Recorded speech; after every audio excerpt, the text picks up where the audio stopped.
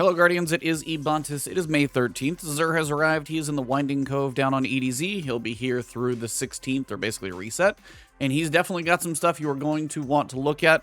Probably log in and buy, so let's go over it. First thing is the exotic Cerberus +1. It's an auto rifle. It is a 360 RPM because it's this weird thing. Shoots erratic bullets from all gun barrels at the same time.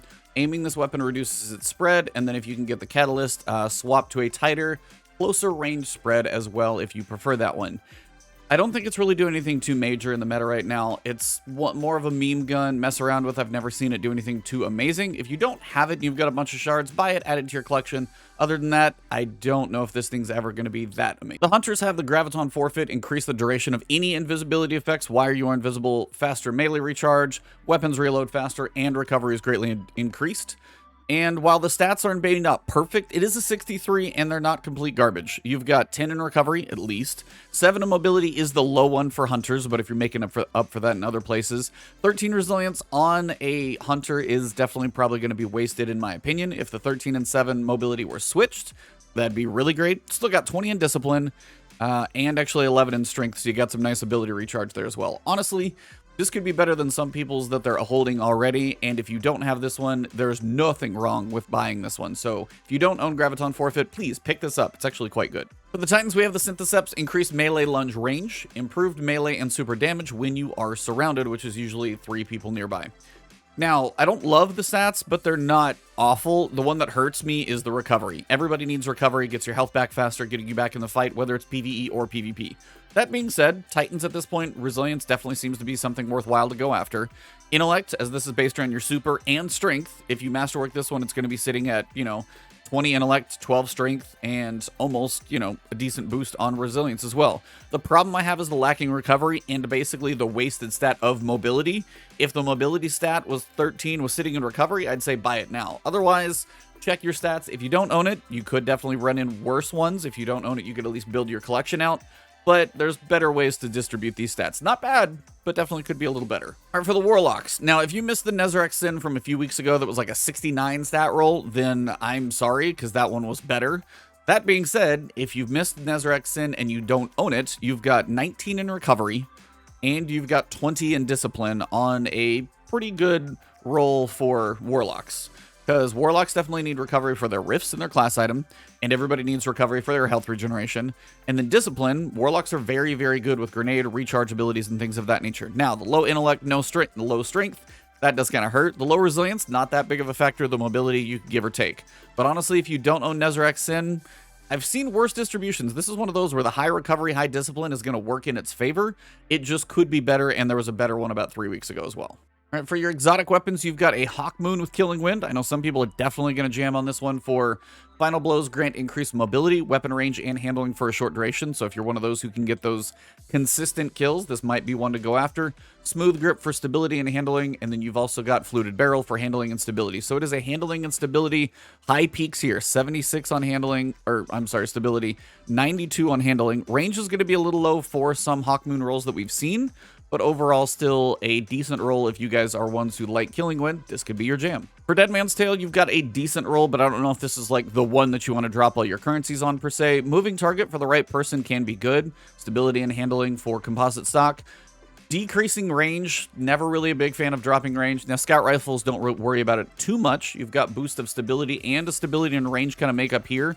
But being as the range is kind of canceling itself out here, there are probably more optimal rolls alone, but just between these two that you could get. Moving target could be good, but I think these two kind of make it not quite worth the purchase. Now, for the weapons, we've got quite a few to go over here. A lot of them you can't even get very quickly right now because they're from a few seasons ago, and those really aren't readily accessible in the game. Now, you've got a Last Dance with Moving Target and Dragonfly. If you love sidearms, maybe you could have some fun with this one, but I don't think this is one that people are going to be like raving after. But we've got some options here that are Splicer weapons that I've got to point out mainly. Grid Skipper, Tunnel Vision, and Frenzy with a ricochet rounds for stability and range boost, plus getting a nice reload. You've got a range masterwork, and if you want to go heavier in range, but honestly, Corkscrew Rifling's pretty nice and well-rounded, as I just got talking about on my title. So Ricochet, Tunnel Vision, getting that fast reload here is going to help you take advantage of Tunnel Vision. This is a really good roll, honestly, and if you don't have a Void Pulse Rifle, there's not a ton of them in the game, generally, so it's nice to get another alternative. This is a faster firing rapid fire pulse rifle. And if I actually put out a video of soloing the Guardian Games playlist this weekend for competitive, I'm using this one. So definitely see about picking this one up. If you don't have a Void Pulse especially, throw this in your collection. It's pretty damn good. Now, the Farewell sidearm, you got to be a sidearm person. You do have Heating Up, Final Blows increase accuracy and stability. You've got Adrenaline Junkie where you can get some bonus damage adding. You're going to have a Pinned Mag or Drop Mag, or Alloy Mag, which if you dump your clip, then you could be in decent shape. And then also Fluted Barrel increases standing or, you know, a lot of stability in handling situations here. So not so much on the range. The range is actually very low, so I don't know if you would love this one. Sidearms generally don't have a ton, but I would say it's an okay roll on a sidearm, but not the best. For Sojourner's Tale, I think you've just got to love slug shotguns to use this one. Moving target on a precision weapon, not a bad thing. I don't think Adrenaline Junkie is going to help you. It does give a little bit of handling, which isn't bad if you get the kills. You've got Accurized Rounds or Light Mag for a boost of range and some reload speed. It's not a god roll, so it's probably not worth picking up, but if you do like slug shotguns, maybe this one could speak to you, just doesn't to me. Sorrow's Verse. This one is okay, but I did want to point out the fact that you've got Outlaw for quick reloads, paired with potentially Alloy Mag if you dump the whole magazine, Small Bore, and you've got a Reload Masterwork to pair with Reload, and then on top of that, you've got One for All. So if you hit 3 targets, then you do get that 35% damage bonus. If you don't have a great arc auto rifle, maybe one to throw in the vault. I don't know if this is like God tier though, so definitely up to you. All right, now this one is actually very special because there are 3 heavy machine guns that are void currently in the game. We don't know what's coming next season. That being said, right now, 2 of those come from raid encounters. And if you haven't been doing raids, you probably don't have those. If you are a newer player as well, you were not here when this gun came out during Season of the Splicer. So you may not have a void heavy machine gun unless you have that blue one. That is literally like a rare weapon. So my advice is if you don't have a void heavy machine gun, buy this one. And on top of that, you got field prep for bonus reserves, crouch, you got faster reload, extended mag, you can get some stability and handling depending on your preference here. And if you do get surrounded by enemies with a 900 RPM weapon, you're going to have some bonus damage to go with it as well. While it's not like a god roll, it's a decent roll. And if you don't have a void machine gun, right here is one waiting for you. So make sure you check your vault. If you're missing a void machine gun, buy this, because next season they're getting a buff, and right now I'm even using it in Guardian Games. So buy this machine gun, make sure you have that void heavy machine gun taken care of. You never know when you're going to need one. As for a sniper rifle with threat detector, being as things are going to be in close proximity and you're sniping, probably not one I'm going to be using. Yeah, the range is basically maxed out with opening shot, but there's probably a lot better perks that can go here. For the armor, you've got a 56, a 61, high resilience, high discipline. It's okay, but again, it's like, you know, you're missing quite a few other things. Helmet of 55 you can skip on. Boots of 66. Decent recovery, high mobility. Your preference if you like mobility or resilience kind of depends on what your build is you're going for. Decent discipline and strength for your ability recharge. It's a 66 total and pretty spiky. This is probably worth picking up if nothing else, just to mess with builds later on.